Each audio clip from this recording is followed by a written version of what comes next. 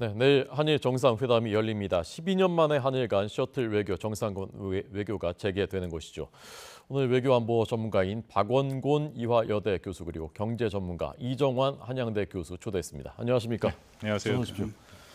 자, 이번 한일 정상회담 어떤 의미인지 역사적으로 봤을 때, 맥락으로 봤을 때 이런 의미이다. 그리고 이게 중요하다라는 교수님 보시는 견지부터 먼저 좀 말씀해 주시죠. 이미 앞에 보도에서도 계속 나왔는데 셔틀 외교라는 게 있죠. 네. 한국과 일본은 인접 국가이기 때문에 또 워낙 거리도 가까워서 셔틀 외교라는 것은 언제든지 오고 가면서 한일 간에 있는 현안 문제들을 해결하겠다라는 이제 그런 굉장히 좋은 의미로 시작이 됐는데 네. 아시다시피 이번에 윤 대통령 52일 전에 다녀왔고 이번에 기시다 총리가 오면은 셔틀 외교가 복원된다고 볼 수 있지 않습니까? 한번 오고 가는 게 완성이 되는 거니까요. 이거는 12년 만에 그러니까 그 당시에 그 이명박 정부 때 2011년 말이 아마 마지막이었을 겁니다. 그 후에 되는 것이고요. 일본 총리로서도 2018년 당시 아베 신조 총리가 그 평창 올림픽 참석 이후에 5년 3개월 만에 오는 거기 때문에 여러 가지 한일 관계 측면에서는 의미가 크다라고 생각합니다. 네. 이번에 어떤 의제가 제일 중요하다고 교수님 생각하십니까? 의제가 많이 있는데 사실은 너무 우리가 기대 수준을 높이는 것은 좀 어려움이 있어요. 그러니까 앞으로 말씀을 좀 나누겠습니다만 과거사 문제라든지 그리고 강제징용 피해자의 배상 문제, 안보 협력 그리고 후쿠시마 오염수 문제 정도가 핵심일 것 같은데요. 그 중에 당장 뭐가 딱 나올 것보다는 중요한 것은 셔틀 외교가 이렇게 복원되는 상황으로 왔기 때문에 큰 방향성에서 어떻게 이것을 더 이제 계속해서 당연히 긍정적인 방향으로 끌어갈 것인가 그 부분이 매우 중요하다고 생각하는데요. 근데 그렇다고 또 너무 무슨 그 양 정상 간의 친선으로만 끝내서는 안 되죠. 그러니까 셔틀 외교라는 것은 이번에 기시다 총리가 와서 한국에 머무르는 시간도 24시간. 그러니까 상당히 실무적인 의미로 움직이거든요. 물론 한 번씩 오고 가는 거기 때문에 친선의 의미를 담은 여러 가지 행사들이 필요합니다. 그럼에도 앞으로의 셔틀 외교는 훨씬 더 현안 중심으로 움직일 가능성이 있다. 그렇지만 이번에 나온 말씀드린 4가지 의제에 대해서는 당장 어떤 그 마무리가 지어지기는 쉽지 않다라고는 생각합니다. 네, 지금 보시는 대로 7일 내일은 국립현충원 방문 다시 보여드리겠습니다. 현충원 방문부터 시작해서 소인수회담, 옛날에 이제 이걸 단독 정상회담이라고 불렀었던 적은 숫자만 들어가는 회담, 그다음에 확대 회담, 여러 사람이 들어가는 이어서 공동 기자회견, 부부 만찬, 그다음 8일 월요일이 경제 6단체장과 티타임 그리고 한일 의원연맹 이건 이제 야당 참여할지 아직 등등이 아직 미정인 상태입니다. 특히 눈에 띄는 부분이 8일 일정 중에는 경제 6단 제장하고 티타임 하는 부분인데 이번 기시다 총리의 방한은 경제적인 측면으로 보면 어느 정도의 의미, 어떤 것이 중요한 것인지 좀 짚어주십시오. 예, 사실 이제 3월에 한일 정상회담이 있었을 때 한국이 얻어온 것이 도대체 무엇이냐에 대해 사실 의문이 좀 많았죠. 특히나 이제 많은 분들이 한미일 관계 그리고 한중 관계, 미중 관계가 재편이 되면서 경제적으로 새로운 것들을 얻어야 되는 것이 아니냐라는 사실 논의가 굉장히 많았습니다. 근데 이제 그런 것이 사실 없다 보니까 어떤 한일 정상회담의 의미가 도대체 무엇이었는지 그리고 여론에도 그렇게 썩 좋지 않은 결과가 나왔다라고들 저는 경제학자지만 많이 평가를 하고 있는 것 같고요. 그렇기 때문에 사실 그러니까 기시다 총리의 방한이 7월이냐 8월이냐 상당히 논란이 많았거든요. 그렇지만 굉장히 당겨가지고 어떠한 경제 협력의 물꼬를 트자라는 아마 메시지, 그러니까 이게 어떠한 주제를 보통 다 다룰 것이냐는 좀 다른 이야기긴 하겠지만 올해 7, 8월까지 아무 또 후속 대처가 없이 갔으면 사실 광복절이라든 이때 여론이란 게 굉장히 민감하게 반응을 해서 경제적인 이런 성과가 없으면 도대체 또 왜 해야 되느냐 이런 의문이 들 수밖에 없기 때문에 이번 한일 정상회담이 조금 당겨지고 이 당겨진 시점에서 뭔가 시작을 함으로써 경제 협력에 관한 여러 안건들 시작을 함으로써 성과를 내려고 하는 이런 상황이 있지 않느냐. 그게 이제 사실은 방한 시기가 굉장히 민감하다라고 아마 이해하시면 될 것 같습니다. 네. 자, 우선적인 관심사는 과거사 문제에서 이제 어느 정도의 메시지가 기시다 총리에게서 나올 것이냐 아니겠습니까? 이분은 어떻게 전망하십니까, 교수님? 큰 틀에서 과거사 문제가 사실 제일 중요하죠. 우리 특히 한국의 입장에서는 분명히 강제징용죄 배상 판결 이후에 윤석열 정부가 한일 관계를 개선하면서 나왔고 지난번 52일 전에 윤 대통령이 갔을 때도 과거사 문제에 대해서 어떤 전향적인 입장이 나오진 않았지 않습니까? 그냥 단순히 일본 역대 내각의 입장을 계승한다. 그것은 98년에 있었던 그 김대중 오부치 선언을 계승한다 그 정도 의미인데, 그러니까 한국의 입장에서는 굉장히 좀 진솔한 어떤 그 과거에 대한 또 일본 총리로서의 입장이 나오는 것이 가장 좋은데요. 제가 말씀드린 이게 쉽지는 않을 것 같습니다. 왜냐하면 일본에서의 기본적인 일본 입장에서 말씀을 드리면 일본의 분위기를 전해서 말씀을 드리면 일본의 기본적인 것은 이전에 뭐 그 아베 그 총리 때부터 더 이상 사죄의 짐을 후대에게 넘기지 않겠다라는 얘기를 계속하고 있거든요. 그래서 이미 자신들은 뭐 많이 사죄를 했고 98년 특히 김대중 오부치 선언에 대해서 그냥 계승한다 그런 입장을 유지를 하고 있기 때문에 특정해서 그것을 얘기할 가능성은 현재로서는 그렇게 커 보이진 않는데요. 한국 정부도 거기에 대해서 얘기를 했죠. 대통령도 그렇고 뭐 더 이상 그렇게 사죄를 우리가 요구를 해서 받아내지는 않겠다. 이제 그 의미는 근데 사실 일본에서는 굉장히 부담되는 의미입니다. 우리가 욕을 하지는 않았지만 일본이 한국 내 여론을 너무 잘 알기 때문에, 그리고 지난번 윤석열 정부의 한국 정부가 어떻게 해서 이만큼 온지를 너무 잘 알기 때문에 이제는 일본의 차례다라는 것을 일본도 스스로 알고 있죠. 그래서 어느 정도 수준에서의 고민을 하고 있다라고 생각이 되는데, 글쎄 뭐 제가 조심스럽게 예측하고 내일이면 다 알 수 있기는 하겠지만 아마도 최대치가 나올 수 있는 게 김대중 오부치 선언을 그 내용들이 있지 않습니까? 그 내용을 한번 얘기하는 정도가 되지 않을까 그렇게 생각은 됩니다. 98년에 김대중 오부치 선언에서 사용한 표현이 통절한 반성과 마음으로부터의 사죄. 그러니까 그걸 다시 한번 그 표현을 다시 한번 하게 되면 이제 그게 최대치일 것으로 보인다. 그렇죠. 계승을 한다라는 그런 얘기를 하는 거고요. 이번에 기시다 총리가 방한한 목적 중에 하나는 분명히 기시다 총리도 여기서 뭔가 업적을 내긴 해야 된다는 겁니다. 말씀드린 것처럼 한국이 순전히 윤석열 정부가 이만큼 끌어와서 완전히 망가진 한일 관계를 어쨌든 다시금 시작하게 했기 때문에 이제는 한국뿐만 아니라 일본 내에서도 그런 의견이 있고, 특히 미국 내에서 일본 차례다라는 얘기가 많이 있습니다. 지난 그 한미 정상회담에서도 보셨지만 공동 성명 내에서도 한국의 노력에 대해서 높이 평가한다는 얘기가 나왔고, 바이든 대통령도 끊임없이 한일 관계 개선에 대해서 윤 대통령이 굉장히 잘했다라는 식의 긍정적인 메시지를 계속 보냈기 때문에 저는 사실은 기시다 총리가 이 5월 17일부터 있었죠. G7 그 히로시마 이후에 한 7월, 6월, 7월 정도에 방한을 할 거라고 예상을 했었는데요. 이만큼 당겨진 이후에도 그만큼 분위기가 이제는 일본의 차례다. 이제 그런 것이 좀 일종의 압박으로 작동했다라고 생각을 합니다.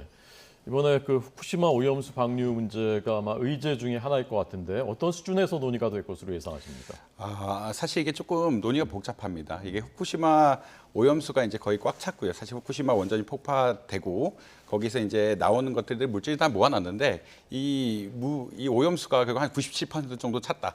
용량의 그런 이슈가 있어가지고 이제 방류해야 된다는 논의가 나오고 있고요. 사실 방류를 했을 때 가장 먼저 직접적으로 피해를 보는 나라는 좀 이해하기 어려우시겠지만 미국입니다. 왜냐하면 이게 해류가 흘러가게 되면서 환태평양이 그 태평양을 전체적으로 돌면서 1년 안에 미국으로 간다라고 이야기하고 있거든요. 근데 미국은 사실 오히려 이제 오염수 방류에 대해서 하라라고 하는 입장이고 과학적으로 또 문제가 없다라는 입장이 있고요. 그다음에 중국이나 북한이나 한국이 굉장히 반대하는 입장입니다. 이게 검증이 안 되는데 과학적으로 더 검증을 해봐야 되는 것이 아니냐라는 그런 이야기가 나오고 있는데, 사실 미국이 이것에 대해서 굉장히 우호적인 입장을 표명하고 있고, IAEA의 최근 보고서 역시 일본의 어떠한 검사 방법 자체가 큰 문제가 없다라는 이야기가 나오고 있기 때문에 이 오염수 방류 문제가 사실 중요하고 한국 입장에서는 대응을 반드시 해야 될 문제긴 하지만 여건상 사실 또 쉽게 돌아갈 수가 없다라는 그런 측면도 있는 것 같습니다. 아무래도 미국하고 IAEA가 가장 중요한 나라들인데 이쪽에서는 이미 인정을 해버린 상황이라 되도록 뭐 어떻게 보면 막고자 하는 의견을 보내긴 하겠지만 일본에서는 이미 두 가지 근거, 국제기구의 근거, 미국의 우호적인 어떤 상황 이런 것들이 겹쳐 있기 때문에 해결하기가 사실 쉽지는 않을 것 같다라고 뭐 개인적으로 생각하고 있습니다. 오늘 그 몇몇 언론들에서는 한일이 공동조사하는 이 문제, IAEA와는 별도로 그런 것이 좀 논의될 가능성도 있겠군요. 뭐 사실 논의될 가능성이 있지만 일본이 그러니까 어떻게 보면 IAEA가 전 세계적으로 원자력 관련 분야에서는 가장 어떻게 보면 공신력 있는 기관인데 이것을 또 어떻게 보면 무시하고 뭐 다른 한국과의 공동 조사를 통해서 이걸 한다는 것 자체가 일본 입장에서 사실 좀 부담스러울 수도 있는 거거든요. 물론 이제 우리나라에서는 당연히 해야 되고 이것에 대해서 과학적으로 더 평가를 해라라는 요청을 반드시 해야 되겠지만 일본에서는 이미 IAEA가 이게 괜찮다라고 얘기했는데 또 이것을 하자라는 게 아마 과연 받아들일까에 대해서는 네. 조금 의문이 있다라는 것은 아마 말씀드릴 수 있을 것 같습니다. 네. 그 부분에서 잠깐 네. 좀 보충 말씀을 드리면 IAEA가 한국을 비롯해서 11개 국가가 지금 참여를 하고 있습니다. TF가 구성돼 있어서 후쿠시마 오염수에 대해서 나름대로 과학적인 검증을 하고 있고 작년 4월부터 시작해서 얼마 전까지 나온 중간 보고서까지 5차례의 보고서가 나왔는데 현재까지는 문제가 없다라고 얘기를 하고는 있죠. 그렇기 때문에 우리 이 교수님 말씀하신 것처럼 IAEA는 사실 가장 공신력 있는 북한 핵 문제에 대해서도 사찰 검증을 하는 그런 기구이기 때문에 거기에 대해서는 일정 수준 우리가 뭐 상당히 믿어야 되는 것은 맞습니다. 그런데 다만 이것은 우리에게 굉장히 과학적인 그 외에도 상당히 심리적으로 굉장히 심각한 문제, 그건 분명하거든요. 그래서 일부 보도에 나온 것처럼 아마 일본도 여기에 대해서는 조금 전향적인 입장으로 고민을 하고 있지 않을까. 예를 들어서 한국과 일본 사이에 특히 IAEA 그런 결정이 나왔다면은 일본의 입장에서는 한국과 같이 과학자들이 모여서 관련자들이 모여서 다시 검증을 하더라도 같은 그런 결과가 나올 가능성이 높아지거든요. 그렇다면은 한일 관계를 생각하고 또 일본의 입장에서는 자신들도 아까 말씀드린 것처럼 한국을 향해 뭔가를 해야 된다라는 이제 그런 그 일종의 압박도 좀 느끼는 부분이 있기 때문에 뭐 가능성이 완전히 없다라고 보기는 뭐 한번 좀 열어놓고 볼 필요는 있다고는 생각이 됩니다. 일본 입장에서 보면 이 문제랑 엮여 있는 것이 이제 후쿠시마산 그 수산물 그 수출 문제 아니겠습니까? 이 문제도 이번에 거론될 가능성이 있다고 보십니까?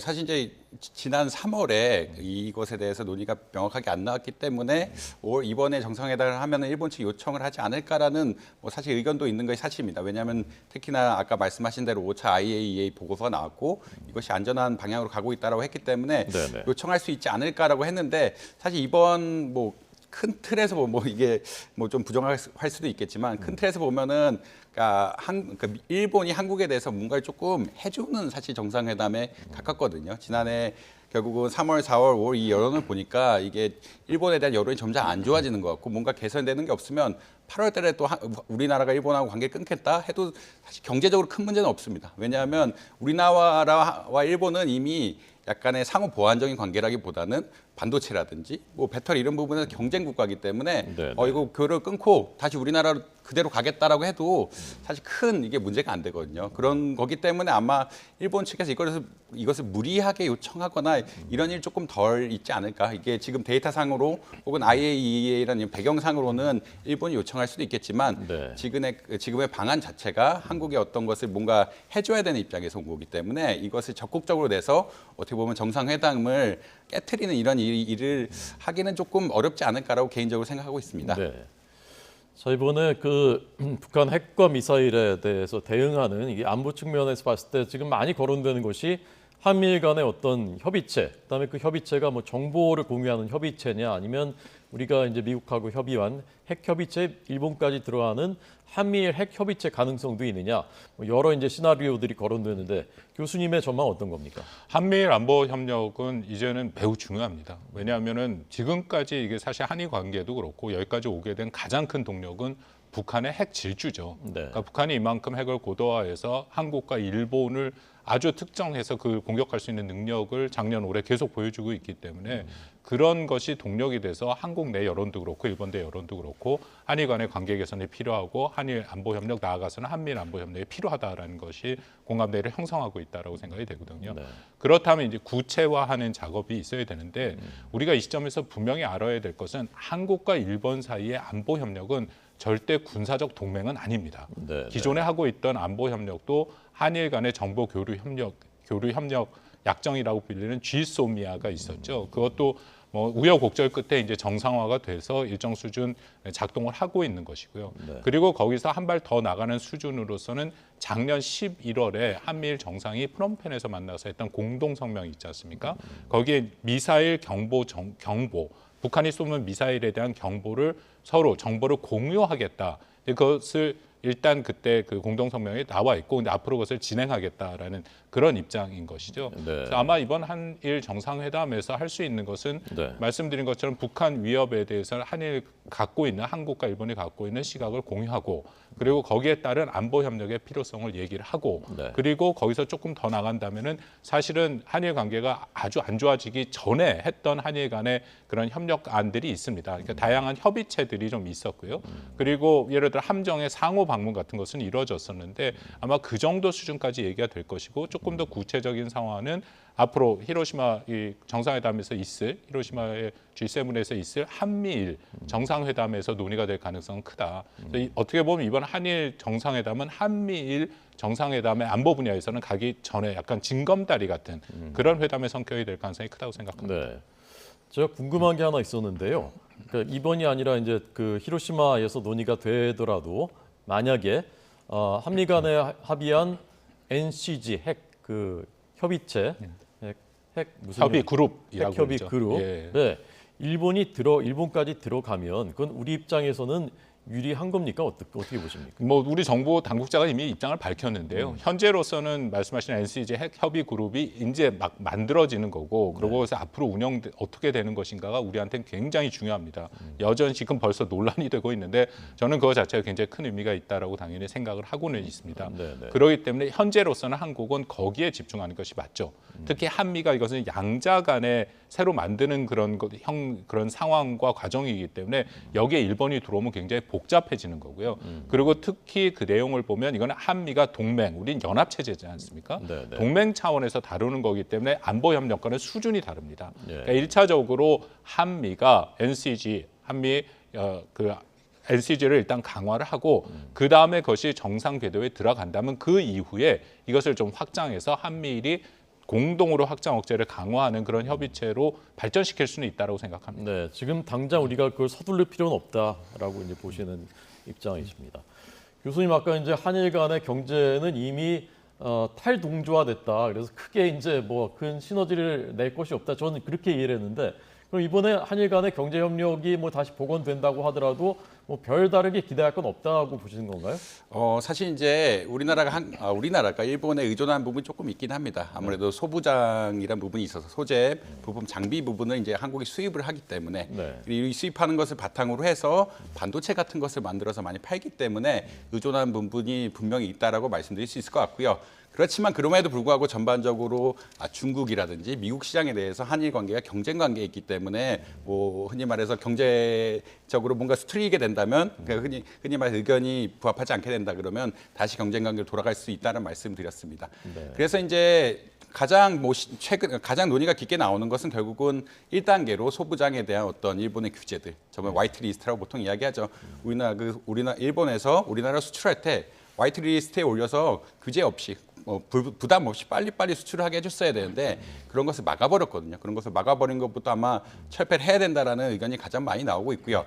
이것이 결국은 뭐 지금 말하는 공급망 분화라고 이야기하죠. 지금 흔히 말하는 한중, 한일, 한미 이게 모든 것들이 얽혀 있는데 결국 근간에는 미국과 중국과의 어떤 공급망 붕괴가 있고요.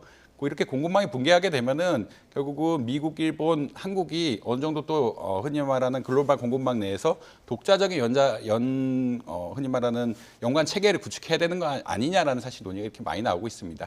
그런 관점에서 이제 일본이 소부장에 대한 어떤 화이트리스트 문제를 해결하고 부품을 제대로 공급해야 글로벌 공급망이 돌아가는 거거든요. 이런 것을 바탕으로 해서 한국이 반도체를 혹은 배터리 같은 것들 수출을 늘리고 그다음에 서로 반도체 배터리 분야라든지 이런 소부장 분야에 있어서 서로 협력을 해가면서 개발을 해나가야 되는 것이 아니냐라는 큰 의견이 나오고 있는 것이 사실입니다. 네. 그래서 이제 공급망 관련 이슈가 아마 가장 중요하다라고 말씀드릴 수 있겠고 그다음에 이제 이렇게 서로 경쟁 관계가 되다 보니까 어떻게 보면은 인적 교류가 별로 없었습니다. 경제에 대한 인적 교류가 별로 없었기 때문에 청년 기금 같은 걸 조성해서 청년들의 경제 활동을 같이 교류를 늘리자는 이런 이야기도 계속 나오고 있거든요. 네네. 결국은 사람들이 왔다 갔다 하고 서로 그러니까 직업도 여기서 구하고 저기서 구하고 여러 가지 교류가 있어야 뭔가 경제 성장에 대한 포텐셜이 나오고 시너지 효과를 낼 수가 있는데 이미 2008년 이후 금융위기엔 너무 경쟁 관계로만 치닫다 보니까 이런 시너지를 낼 수 있는 기회가 부족하지 않았냐. 이러한 인식의 바탕으로 해서 청년들부터 어떤 공동으로 뭐 경제 활동을 하게 하는 이런 기금을 조성하자라는 논의가 나오고 있는 것도 사실입니다.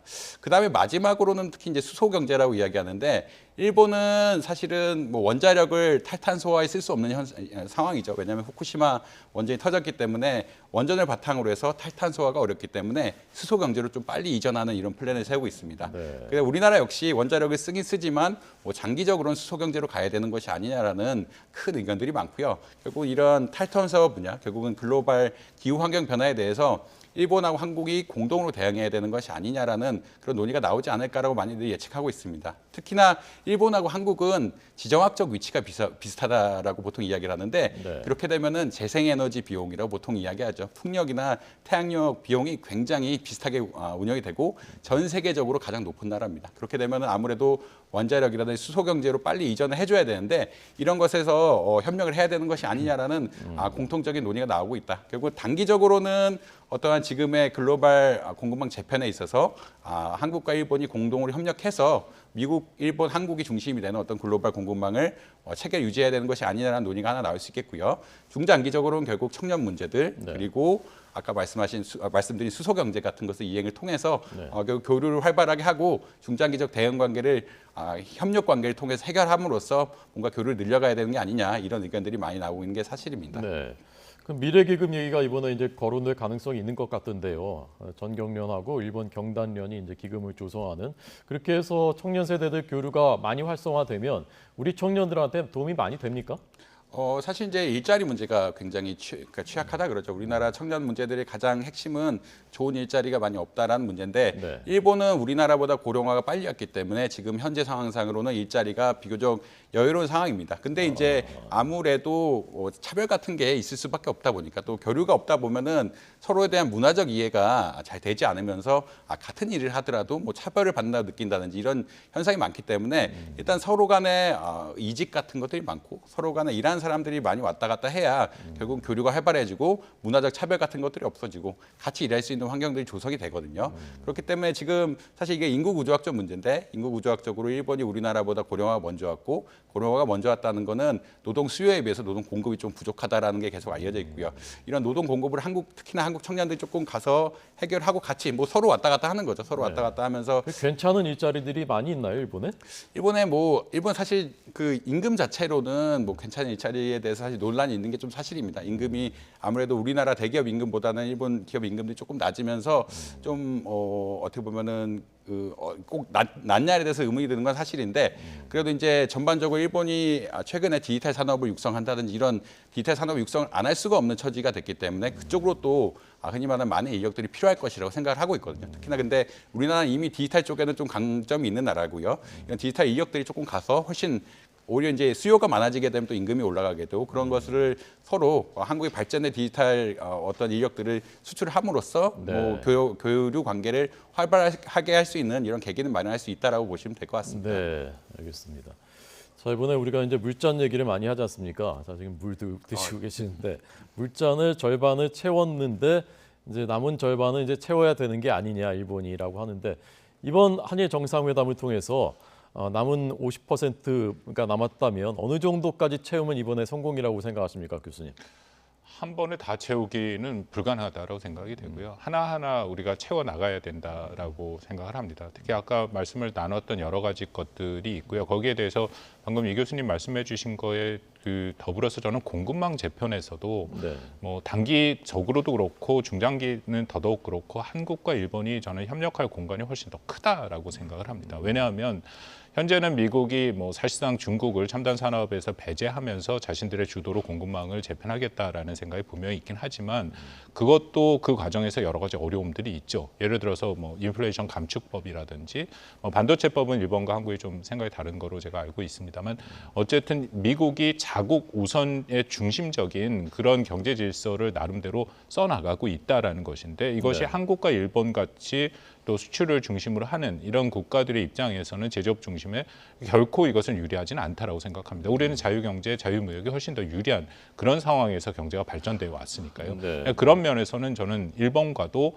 적지 않게 협력을 해야 되고 그것은 지금은 괜찮은데 혹시 뭐 내년에 미국 선거 결과로 다시금 뭐 트럼프가 들어온다든지 아니면 트럼피즘이라고 불리는 자국 우선주의가 훨씬 강화된다면은 그런 부분에서도 우리가 이른바 이제 동류 국가라고 많이 얘기하는 라이크 마인드드 컨트리에 서로 서로 간의 협력은 필요하다. 그런 면에서 한국의 파트너 중에 하나는 저는 일본이다라고 생각을 합니다. 네.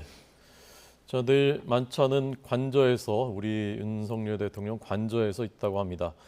뭐 상징적으로 이런 메뉴 하면 좋지 않을까? 뭐 혹시 추천하고 싶으신 거 없습니까? 뭐 관저에서 한다면은 아무래도 그 관저에 있는 여러 가지 것을 활용할 수 있을 거고요. 네. 아마도 그 음식의 어떤 질과 그런 것도 중요하지만 모든 음식이라는 것은 정성이지 않습니까? 네, 네. 만약 그 대통령, 우리 윤 대통령이 최대의 성의를 표시한다면은 우리도 한테 익숙하게 알려진 계란말이 같은 것을 직접 만들어서 네. 한번 대접을 하는 그런 것들이 기시다 총리로서는 가장 환대를 받았다 느낄 수 있다고 생각합니다. 좀 약하지 않습니까, 계란말이?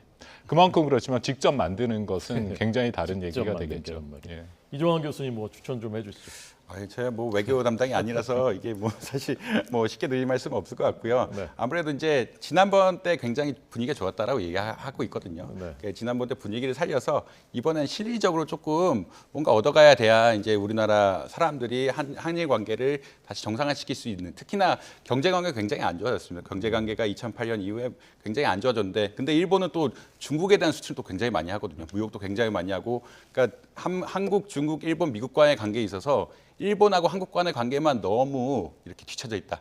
사실 이제 글로벌 공급망 재편이 되고 미국과 중국 간의 또 관계가 소원해지면은 한일 간의 협력 관계가 또 그러니까 어쩔 수 없이 또 증대돼야 될 필요가 있기 때문에 그런 것에 대한 실질적인 어떤 결과를 잘 낼 수 있도록 준비를 잘하는 게 아마 중요하지 않을까 뭐 이렇게 생각하고 있습니다. 물자는 몇 % 채우면 좋습니까 이번에? 불잔을 뭐 다 채우면 좋겠지만 그런 건 어려울 것 같고요. 그래도 뭐 일단 뭔가 현실적으로 보이는 것이 시작이 돼야 사람들이 믿기 시작하고 그것을 바탕으로 해서 신뢰관계가 쌓이는 것이 아닌가 그렇게 생각하고 있습니다. 네, 우리 국민들에게 보여주는 것도 굉장히 중요하다는 말씀. 자, 오늘 박원곤 이화여대 교수, 이종환 한양대 교수 두 분이었습니다. 감사합니다.